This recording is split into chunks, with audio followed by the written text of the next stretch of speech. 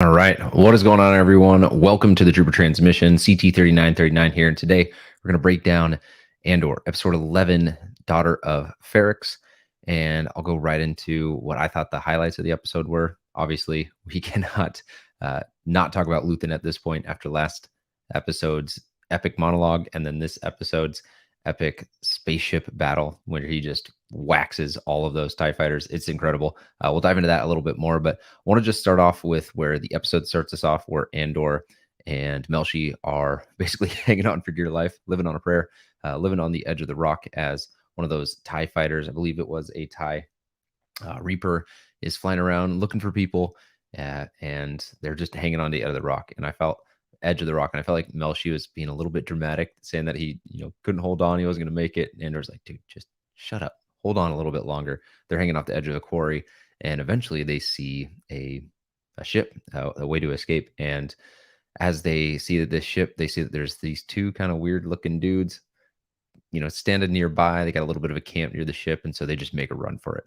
And of course, they're barefoot, which probably doesn't feel too good on quarry rock, but they probably got tough feet or something going on because they were just booking it. They were hauling it. But then what looked to be essentially just SpongeBob, or not SpongeBob, rather, not Squidward, not SpongeBob, Squidward. What's the Patrick the Sea Star and his other buddy? They just, shoot their Spider-Man webs and capture Melshi and Andor. And they're talking in all these onesies and twosies and just kind of this total weird alien language. And I thought it was totally weird where they basically just let him go. I didn't totally catch why. And then they throw out the word Niamos, and Andor's like, oh, I need to go to Niamos. That's where my manifesto and hundreds of thousands of credits and my gun are. So sweet. Yeah, take us there. And then they just head off there.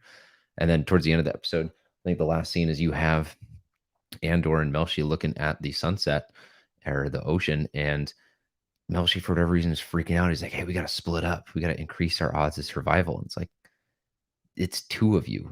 The difference between two and one of you being able to survive against the Empire is non-existent. You might as well stay with Andor. The guy seems to know what he's doing. So obviously we'll see Melshi again, but I thought it was kind of weird that he was just trying to bolt, and Andor's like, yeah, sure, here's gun, go.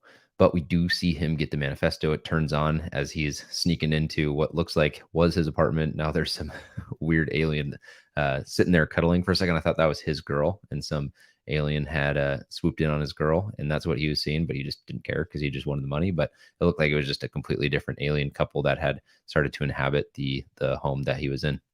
And so from there we get Vel. Vel just waltzes right on into the shop, and it's just Clea there, and she just starts barking demands, barking orders. Where's Luthen? I need to talk to Luthen. Clea's speaking in her code. And I thought it was really interesting that they had a new layout. You saw the Temple Guard mask was now more on full display. We saw a very clean picture of the Gungan shield. And so maybe they're just reorganizing to sell some new items. Who knows? Maybe the showrunners were like, hey, let's make a little bit more clear what some of these artifacts are. I thought it was really cool just to be able to see those in a little bit more clear display.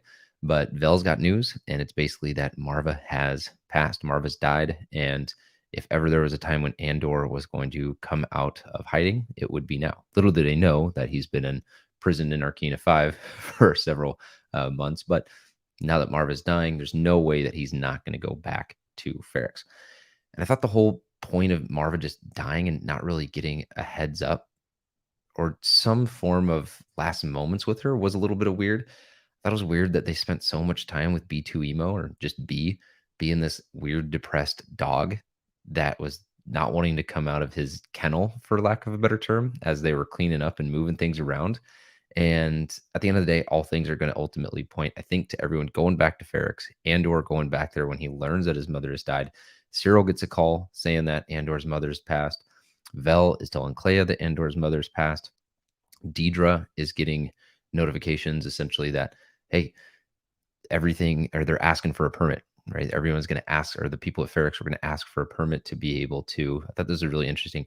They're going to cremate Marva, and then with those ashes, put her in the stone, in the brickwork of the town. So that was kind of an interesting way to honor someone as they pass. But, she's saying, hey, let them have the permit. Let them act like we're just going to let them do what they do so that they can reveal what their true plans are. So people come out of hiding again, a la Andor. Everyone's trying to get Andor to come back to Ferrix, and this situation with Marva is ultimately going to be it. You do get some scenes as well with Vel going and talking to Mon Mothma. I think it's pretty clear that Mon is going to have to do the deal with the devil, deal with Davo, and you see Leda just fully buying into the Kool-Aid, drinking the Kool-Aid, repeating whatever weird, you know, quotes and tomes and things that they do on Chandrilla. But I think that's ultimately why Mon was so sad and so depressed and drinking and just basically at the point of tears, because she sees no other way out. That 400,000 credits needs to be accounted for. Part of me thinks that Vel might come in and offer the money that she got from Aldani and give that to Mon Mothma.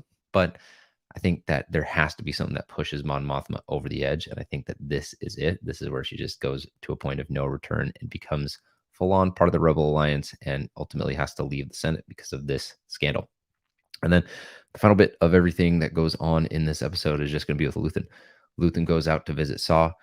He hands off to the guard what looks like a staff, could be a lightsaber. If you check out my video that I released, I think it was last night, I basically came up with the pros and cons of the theory of, is Luthen a Jedi? There's a lot of things pointing towards it. I won't go into it, but I think there's also some things that are maybe detracting from that theory as well. And again, you can check that all out. I'll link that below down in the description. But as he's getting let in, he basically says, like, take a look at it, but give it back to me. And they don't want to mess with him. So they let him in, and he just tells Saul, like, hey, you took too long to get back to me. You got to stand down. You got to stand down.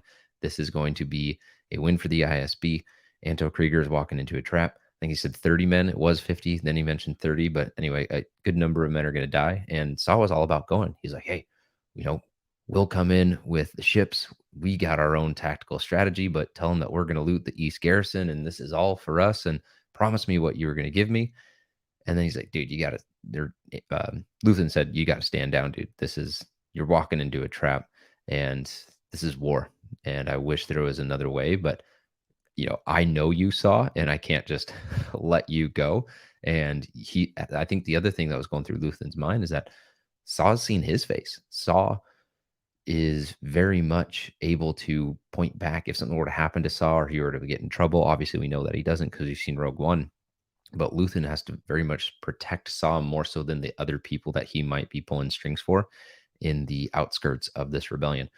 And then we get, like I said, the most epic battle scene that we've definitely seen in Andor, and probably in a majority of Star Wars. I'd have to go back and look at everything that we've seen just between Jango Fett and Boba Fett and all of the epic sounds that we've gotten out of the Slave One, all the scenes with Anakin just being in the absolute badass pile. And then obviously you can't look over Luke, but when he got sucked into that tractor beam, it reminded me of the little things that you'll put on windows to be able to have, like, we have cats, so it'll like put our cats little sleeper that'll like stick to the windows. It's like kind of like a suction cup.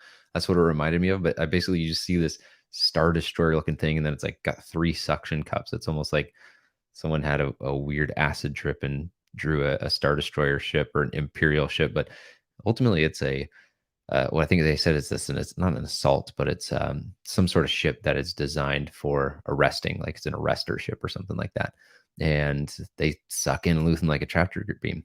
But the guy's got the ultimate 1-2 punch. He's got this AI droid that's able to calculate how to get out of this tractor beam. It's a level 2 tractor beam, so they ranch it up to level 5. And the whole time he's just playing off like, oh, ship's failing. You kind of see why the Empire has to be like these evil people that don't even waste a second to throw you in jail, because for every million people that don't give them a problem, they have one person like Luthen that gets out of a tractor beam, destroys 4 of their TIE fighters, and like had they taken steps a little bit sooner to apprehend Luthen, maybe he wouldn't have gotten away. But anyway, the point remains is that Luthen has the most badass ship. It's a Fondor, I think is what he calls it, but it sounds like everything that I've seen online and seen on YouTube is that it comes from the planet Fondor, which is referenced in Battlefront 2, and I believe it's also referenced in Solo, New Hope, or not so, sorry, the Solo movie. And so pretty sure it's just like this badass ship that Luthen's been able to outfit to have the most incredibly overpowered weapons. And there's a part of me that wishes his ship hadn't been so OP. Like part of me is like, yeah, Luthen's amazing. Let's keep making this amazing character be even more badass. But then it's like this guy's got essentially a double-bladed laser sword that he's able to shoot out of his ship, and he's able to get out of a tractor beam, and he's able to auto lock on to ships. Meanwhile, Luke's sitting in, his little gun and swinging left to right, trying to hit one person, and everyone, including the Millennium Falcon's getting sucked into a tractor beam. And meanwhile, this guy's just got every single Batmobile type equipment that you could possibly want to be able to take it down. And so, at the end of the day, it was awesome. It was super cool to see. And when he was auto locking onto those ships, taking on, I think, four, it was like three TIE fighters and then a bomber as well, just totally knocked him out. And then he does the full spin laser, cuts him in half. It reminded me of when Anakin and Phantom Menace goes, I'll try spinning. That's a good trick. He just does that and cuts him and then zoom, sends out. And that's where the episode left us. I thought overall the episode was kind of lame. I obviously love Star Wars and love Andor, but when this episode ended, I was like, wait, that was it? Like nothing happened. And obviously stuff happened and nothing's going to be as epic as episode 10 was. And they kind of follow this path where they take a slow burn up, big, moment, big epic moment, and they come back down, very similar to how a like a comedian would be. But it's kind of just like a whatever episode for me. Obviously, next week, we got the finale. So that will be a much, I would guess, more exciting episode.